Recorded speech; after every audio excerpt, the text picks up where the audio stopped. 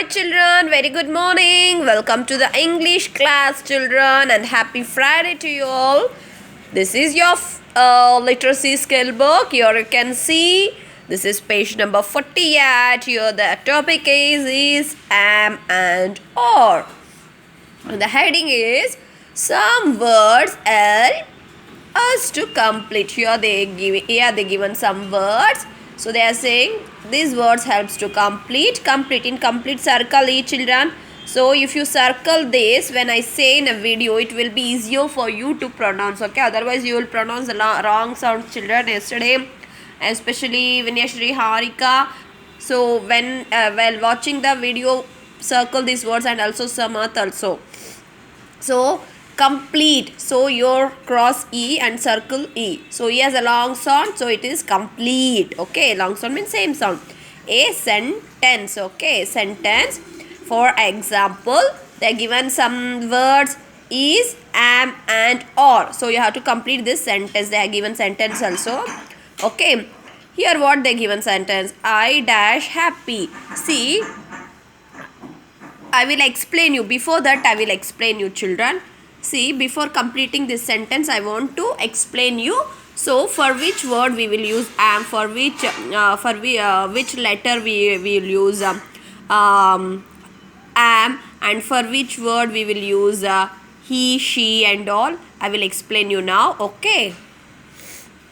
See children, if I is there means always you should use am only. Keep in mind. See, here you have to match. I means always you should use am only. Nenpitkoli. So today I given you to write this sentence 3 times each, okay? So write it nicely. It's very important. It is the base for your grammar, English grammar. You have to practice it in a well way, okay? So if I is there means yavaglu am antane barutte. I am, okay? So if I is there means, so you should write am only. If she is there means you should write always, you should write is. She ಅಂದರೆ ಏನು, ಇವಳು ಅಂತ ಹೇಳಿ ಅರ್ಥ. So she ಇದ್ದಾಗ ಯಾವಾಗಲೂ is ಅಂತಲೇ ಬರಿಬೇಕು, ಗೊತ್ತಾಯ್ತಲ್ವ? ಶಿ ಜೊತೆ ಯಾವಾಗಲೂ ಇಸ್ ಅಂತಲೇ ಬರುತ್ತೆ. So and also here they have not given children, I will include. So if e is there also or it is there andru nodi. So write this parents, write and give this. So he, avanu nodi, he, she, it ಅನ್ನೋದು we will say for only one thing. ಒಂದೇ ಒಂದು ವಸ್ತು, ಅದು ಅಂತ ಹೇಳ್ತೀವಿ. ಈಗ chair ಇದೆ, ಅದು ತಗೋಬಾ, ಅದು ಬಕೆಟ್, ಆ ಬಕೆಟ್ ತಗೋಬಾ ಅಂತ ಹೇಳ್ತೀವಲ್ಲ. ಇಟ್ ಅಂದರೆ ಯಾವುದಾದ್ರೂ ಅನಿಮಲ್ಸ್ಗೆ, ಈಗ ಕೋತಿ ಅಂತ ಹೇಳ್ತೀವಿ. So in English will say monkey. So ಕೋತಿ ತಿಂತಾ ಇತ್ತು, ಅದು ಅಲ್ಲಿ ಹೋಗ್ಬಿಡ್ತು, we will say no. So ಅದು ಅಲ್ಲೋಯ್ತು, ಅದು we will say use it. So ಯಾವುದೇ ಅನಿಮಲ್ಸ್ಗೆ ಇರಬಹುದು ಅಥವಾ ಬರ್ಡ್ಸ್. ಫಾರ್ ಎಕ್ಸಾಂಪಲ್ ಕಾಗೆ ಹಾರ್ತಾ ಇದೆ, ಅದು ಇಲ್ಲಿ ಬಂದು ಈಗ ಇಟ್ಟಿದ್ದು ತಿಂತು. So in the first sentence we will say the name. When in the second sentence, so for instead of crow we are saying adu in Kannada, no? Like that only we will say it, okay? So we will use it for animals, birds, things, especially all the things. For all the things we will use it. So if it is only one thing means we will use it. ಒಂದೇ ಒಂದು ವಸ್ತು, ಒಂದೇ ಒಂದು ಇದ್ದಾಗ, so ಯಾವುದಾದ್ರೂ ಒಂದು ವಸ್ತು ಬಗ್ಗೆ ಹೇಳಬೇಕಾದ್ರೆ, ಪ್ರಾಣಿ ಪಕ್ಷಿ ಬಗ್ಗೆ ಹೇಳಬೇಕಾದ್ರೆ we use it children, okay? Keep in mind. So with it, ಅದು ಅಂತ ಹೇಳಬೇಕಾದ್ರೆ, ಒಂದೇ ಒಂದು ವಸ್ತು ಬಗ್ಗೆ ನಾವು ಹೇಳಬೇಕಾದ್ರೆ always we should use I S is. Keep in mind. So always we should use I S is. And also ಇ ಅಂದರೆ ಅವನು. So for example, let's take Daivik. Daivik is going to temple, but he is not interested ಅಂತ ಹೇಳ್ತೀವಿ. So ಈಗ ಯಾವ ರೀತಿ ಅಂದರೆ, ದೈವಿಕು ಟೆಂಪಲ್ಗೆ ಹೋಗ್ತಾ ಇದ್ದ, ಬಟ್ ಅವನಿಗೆ ಇಂಟ್ರೆಸ್ಟ್ ಇಲ್ಲ. ಅವನಿಗೆ ಏನು ಬಂತು, ಅವನಿಗೆ. ಸೊ ಈ ಮೀನ್ಸ್ ಅವನು. So we will say we use he for boys and for man. Okay, ದೊಡ್ಡವ್ರಿಗೆ ಅಪ್ಪ, ಫಾದರ್ ಆ ಥರ ಇರ್ತಾರಲ್ಲ ಮೆನ್, ಅವ್ರಿಗೆ ಯೂಸ್ ಮಾಡ್ತೀವಿ. ಮತ್ತು ಬಾಯ್ಸ್ಗೆ ಈ ಯೂಸ್ ಮಾಡ್ತೀವಿ ಒಬ್ಬರೇ ಇದ್ದಾಗ. ಸೊ ಒಬ್ಬರೇ ಇದ್ದಾಗ ಬಾಯ್ಸ್ಗೆ ಈ ಯೂಸ್ ಮಾಡ್ತೀವಿ. ಸೊ ಈ ಒಬ್ಬರೇ ಇರೋದ್ರಿಂದ ಸೊ ನಾವೇನು ಹಾಕಬೇಕು, ಏಸ್. ಸೊ ಗೊತ್ತಾಯ್ತಲ್ವ ಚಿಲ್ಡ್ರನ್? He, she, it.